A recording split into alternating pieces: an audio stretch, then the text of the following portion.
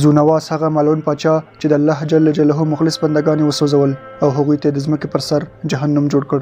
د زونواس د ظلم او جبر واقع ته الله جل جلاله د بروج په صورت کې هم اشاره کړې ده. قتل اصحاب الاخدود النار ذات الوقود اذ هم عليها قود. موږ تاسو ته په خپل نننۍ ویډیو کې د زونواس او اصحاب الاخدود د واقعې په اړه پوره معلومات وړاندې کوو. نو تر پایله موږ سره اوسئ او د داسې نورو تاریخي او معلوماتي ویډیوګانو د لیدلو لپاره د پښتو تاریخ چینل حتما سبسکرایب کړئ.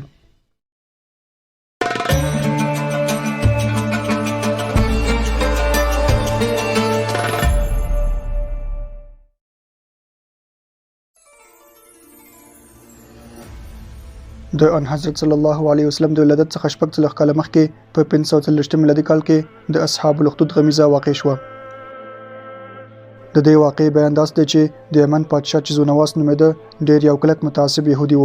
نوموړي غوښتل چې په سر تاسر جزیرة العرب کې د یهودیت دین خپور کړي او بل هیڅ دین او مذهب ته اجازه نه ورکوله چې په ټول جزیرة العرب کې د ستنې د سر په اندازه ځای پیدا کړي. د واقعې اخدود شرح حال داس دی چې د نجران په سیمه کې چې د اوسني یمن او عربستان په سرحد کې واقع ده د زونواس په نوم یو یهودي پادشاه حکومت کاوه. د دې پادشاه په زمانه کې جادوګري د عالم په صفت خورا د توجه وړ ګرځېدلې وه او پادشاه به هم جادوګرانو ته ډېر قدر ورکاوه او په هغوی به خپل کارونه کول. تر دې چې د دې سیمې تر ټولو ماهر جادوګر د کهولت او زړښت عمر ته ورسېد. هغه د زونواس قصر ته لاړ او هغه ته وویل چې زه نور زوړ شوی یم او زر دی چې مړ بشم، خو زه ځایناستی نه لرم او له ما څخه وروسته به چاته د جادوګرۍ علم یاد نه وي او ستا په کارونو کې به هم خنډ راشي. نو بهتره دا ده چې ته د خپل غلامانو څخه یو تن ماته معرفي کړې تر څو زه هغه ته جادوګري یاد کړم او هغه له تربیه کولو څخه وروسته بیرته ستا خدمت ته در واستوم. پادشاه هم امر وکړ چې یو تن کم عمره او ځوان غلام دی جادوګر ته وقف کړی شي تر څو چې ورته جادوګري زده کړي. همداسې وشول. ځوان غلام به هر ورځ جادوګر ته د جادوګرۍ د زده کولو په خاطر ورته، تر دې چې یو ورځ ځوان په لاره کې یو غره ته متوجه شو چې په دې غره کې یو صومعه هم وه. ځوان غره ته وخوت او صومعې ته ننوت. ویې لیدل چې پکې یو عابد او زاهد انسان د خدای په عبادت مصروف دی. ځوان د عابد څخه پوښتنه وکړه ته دلته څه کوې؟ عابد ځواب ورکړ چې زه د کائناتو د رب عبادت کوم. ځوان پوښتنه وکړه کوم رب؟ عابد ځواب ورکړ هغه رب چې د ټولو مخلوقاتو پیدا کوونکی او روزونکی دی. ځوان په تعجب سره وپوښتل مګر د دنیا امور د جادوګرانو په واسطه نه کنټرول کیږي؟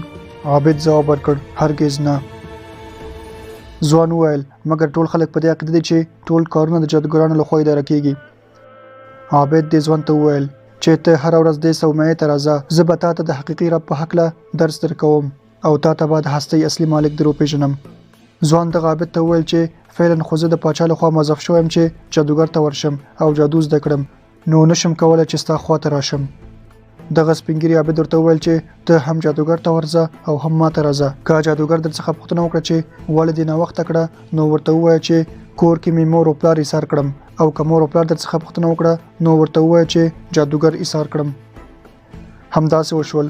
ځوان به هر ورځ د جادوګر څخه مخکې اول عابد ته ورته او بیا به جادوګر ته ورته. یو ورځ چې کله ځوان د عابد څخه رخصت واخیست او د غره څخه راکوز شو نو ویې لیدل چې په ښار کې یو عجیب حیوان چې خورا غټ او قوي هم دی را پیدا شوی دی. د ښار وګړي په وحشت سره یوه خوا او بله خوا منډې وهي او تیښتي. ځوان یوه ډبره راوچته کړه او ځان سره یې وویل که جادوګر برحقی او جادوګري سمه لاري نو دا وحشي حیوان به په دې ډبره وژل کیږي. او سمدستي ډبره په حیوان ورګزار کړه. ډبره په حیوان ولګېده خو هیڅ تاثیر ور باندې ونه کړ. حیوان ځان چمتو کړ چې پر ځوان حمله وکړي او وی وژني. نو ځوان دستي بلې ډبرې ته لاس کړ او ځان سره وویل چې که د سپین ږیري عابد خبرې صحیح وي او د ټولو مخلوقاتو رب الله وي نو په دې ډبره به دا حیوان وژل کیږي. او د دې خبرو کولو سره سم پر حیوان ګزار وکړ چې د ډبرې په لګېدو سره حیوان ځای پر ځای وژل شو. د دې صحنې په لیدو سره د ښار خلک په ځوان راټول شول او هغه یې خورا استقبال او تشویق کړ او ورڅخه پوښتنه وکړه چې دا کار څنګه وکړ. ځوان ورته وویل چې دا کار ما نه بلکې زما رب وکړ. خلکو وپوښتل چې ستا رب څوک دی؟ ځوان ځواب ورکړ چې تر اوسه پورې زه هم په ګمراهۍ کې وم او خپل خدای مې نه پیژانده، خو د یو نیک انسان په واسطه سمې لارې ته هدایت شوم. ځوان په همدې شکل ادامه ورکړه او ټول داستان یې خلکو ته بیان کړ. ځینو ایمان راوړ او ځینې نورو انکار وکړ، خو په ښار کې ورځ په ورځ د مؤمنینو تعداد زیاتېده تر دې چې دا خبره د پادشاه زونواس قصر ته ورسېده. پادشاه دستور ورکړ چې دا ځوان د ته حاضر کړی شي. کله چې ځوان دربار ته حاضر کړی شو نو پادشاه د ځوان په لیدو سره ډیر حیران شو، ځکه چې دا همغه ځوان غلام و چې پادشاه جادوګر ته جادوګری د زده کولو په خاطر استولی و. پادشاه ځوان ته وویل چې ای ځوانه، آیا تا دا کار د خپل جادوګری په واسطه وکړ؟ ځوان ځواب ورکړ چې زه نه جادوګر یم او نه مې جادوګري یاد ده، بلکې ما دا کار د خپل رب په مرسته سره وکړ. پادشاه سوال وکړ چې آیا دا خبر رښتیا ده چې ته خلکو ته وایې چې خدای شریک نه لري؟ ځوان ځواب ورکړ هو، خدای واحد او لا شریک دی او هیڅ څوک او هیڅ شی د هغه په مثال نه دی.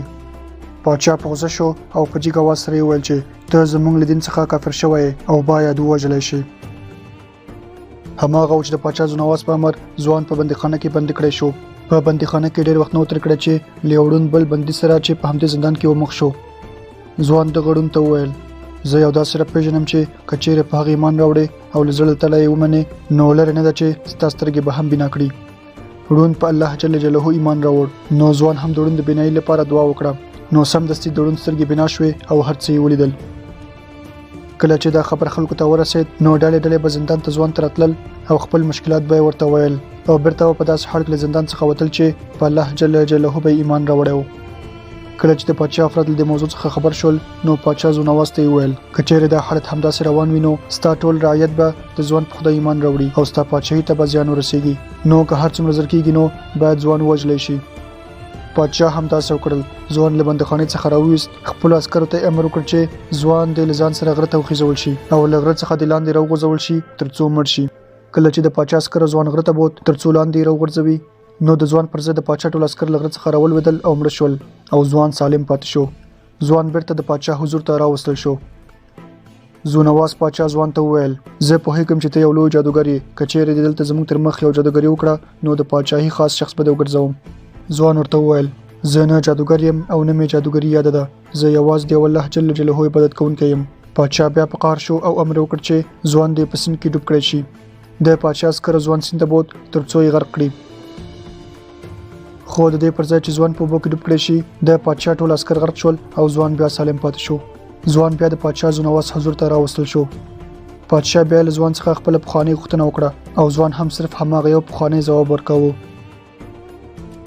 بالاخره د پادشاه زونواز په امر لوی لوی خندقونه جوړ شول چې په دغو خندقونو کې اورونه بل کړل چې لمبې له لرو لرو ساحو څخه هم لیدل کېدلې.